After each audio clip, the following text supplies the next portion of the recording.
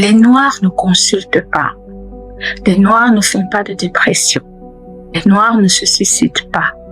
Les Africains ne vont pas voir des psychologues.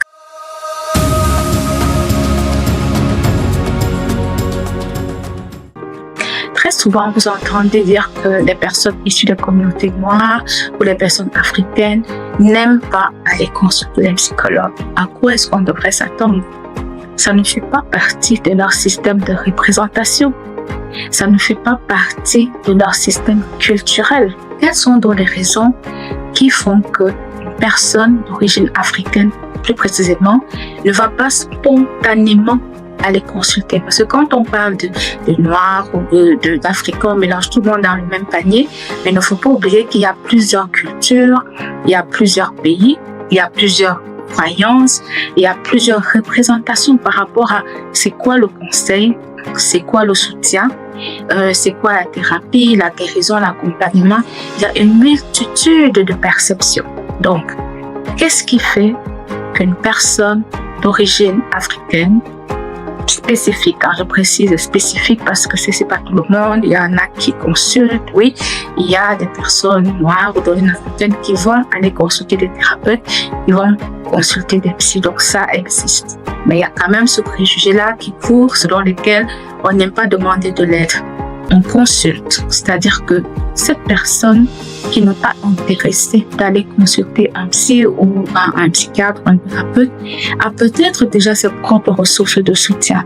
Par exemple, ça peut être un leader communautaire, ça peut être un membre de sa famille, ça peut être un ami, ça peut être quelqu'un d'autre en qui cette personne a confiance et qui par expérience lui a déjà apporté le soutien dont il a besoin. Donc ce n'est pas parce que quelqu'un ne va pas consulter un professionnel qu'il ne consulte personne.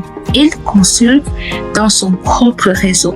Et même en Afrique, vous allez voir qu'en ce qui concerne les maladies physiques, quand on observe les trajets de soins, le comportement de recherche de soins, vous allez voir une famille qui va aller chez le guérisseur traditionnel, qui va aussi aller chez le psychiatre, et qui parfois va aller chez le prêtre ou chez le pasteur.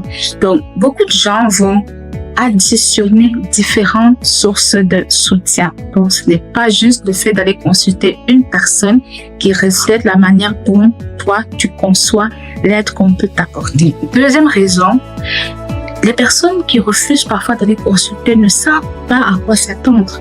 Donc, si on ne leur a pas expliqué qu'est-ce qu'elles vont trouver comme forme de soutien chez les professionnels, elles ne seront pas intéressées. Même si cette aide est accessible, visible, gratuite, elles ne vont pas y aller spontanément parce qu'elles ne savent pas à quoi ça leur sert.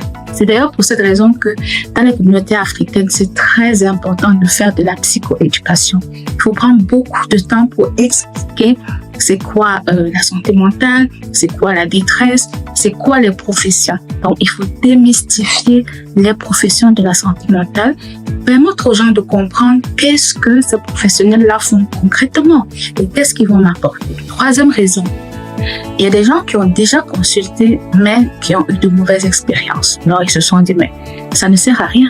Je suis allée consulter, ça m'a pas aidé et je suis sortie de là encore plus mal qu'avant. Ça n'a pas été efficace. Moi, je vais plus y aller. Donc, il y a les mauvaises expériences qui peuvent faire que des gens ne veulent pas consulter. Autre raison, nous avons les stéréotypes et les préjugés autour de la santé mentale. Vous savez comme moi que dans beaucoup de pays en Afrique, on considère encore tout ce qui est psychologie, santé mentale comme de la folie. Donc, quand on parle de psy et tout ça, les gens pensent directement qu'ils sont fous. Et d'ailleurs, quand tu dis à quelqu'un, mais tu devrais consulter, va consulter, tu ne sais pas ce que la personne a peur. Ce que toi, tu lui dis, c'est d'aller consulter. Peut-être tu sais en quoi ça consiste, mais la personne peut entendre qu'elle est folle, qu'elle a besoin d'être internée, qu'elle a besoin de prendre des médicaments. Donc, elle va entendre ta recommandation avec ses propres croyances et ses propres perceptions et elle peut très mal le vivre. Il ne suffit pas de dire à quelqu'un va consulter. Il faut lui expliquer pourquoi est-ce que tu me proposes d'aller consulter, qui est-ce qu'il va aller consulter et qu'est-ce qu'il va trouver comme ressources ou comme soutien chez cette personne. Et l'une des dernières raisons que je vais mentionner ici est évidemment l'accessibilité. Tu peux connaître les services de santé mentale, tu peux même connaître les professionnels, savoir ce qu'ils font réellement, mais les services ne sont pas culturellement adaptés, donc il y a des thérapeutes qui ne te comprennent pas. C'est de la différence culturelle. Les services peuvent être aussi éloignés de chez toi, donc il y a la distance géographique pour y aller qui te décourage. Il y a aussi l'accessibilité financière. Ce n'est pas tout le monde qui a les moyens de se payer un thérapeute ou un psy. Même parfois dans les services gratuits, il y a des listes là. Donc, vous voyez que consulter un professionnel est une forme de ressource, mais ce n'est pas la seule. Donc, dire que les Africains ne consultent pas, ce n'est pas tout à fait vrai parce qu'ils consultent. Mais ils consultent au sein de leur propre système, au sein de leur propre communauté. Ils ont leurs propres ressources pour le conseil, pour l'accompagnement et pour la guérison. Toutefois, il y en a qui vont aussi utiliser les autres ressources et les rajouter à leur comportement de recherche de soins. Oh, il y a une chose que j'ai oubliée. Il y a aussi des personnes qui estiment que aller consulter un psy ou un professionnel de la santé mentale serait un peu comme une trahison par rapport à sa culture d'origine. Ça me rappelle un monsieur que j'avais rencontré il y a pas longtemps qui m'a dit mais madame, moi, je n'ai jamais allé consulter un psy. Je suis un Africain, un vrai Africain. Pourquoi est-ce que moi j'irais consulter quelqu'un qui ne fait pas partie de ma culture? Et d'ailleurs, ces choses-là, ce n'est pas pour nous. C'est pour les Blancs. Donc, si je commence à faire ça, pour moi, c'est comme si je renie mon africanité. Et moi, j'y tiens. Donc, je n'irai jamais consulter un psy. Vous voyez, donc, on peut avoir plusieurs raisons de ne pas consulter un psy, un thérapeute ou les services de santé mentale. Mais ça ne veut pas dire que nous ne consultons pas, que nous ne demandons pas conseil, qu'il n'y a pas de personnes qui nous soutiennent, qu'il n'y a pas de structures communautaires, familiales qui nous soutiennent. Donc, pour ceux qui n'ont pas ces ressources-là, moi, ce que je recommande toujours, allez voir votre médecin de famille, votre médecin traitant pour lui demander s'il ne peut pas vous référer vers des ressources. Parce que parfois, si le problème vient de la famille, ce n'est pas dans la famille que tu vas trouver le soutien parce que parfois, on se parle entre nous et ça peut circuler et il y a une question de confidentialité. Donc, si vous avez besoin d'aide, si vous avez besoin de soutien, mais que vous ne vous sentez pas en confiance dans votre famille, dans votre entourage, n'hésitez pas à aller, même pour une consultation, juste pour voir à quoi ça ressemble. Posez les questions au thérapeute qui vous explique son travail. Et si après, ça ne vous aide pas, c'est pas grave.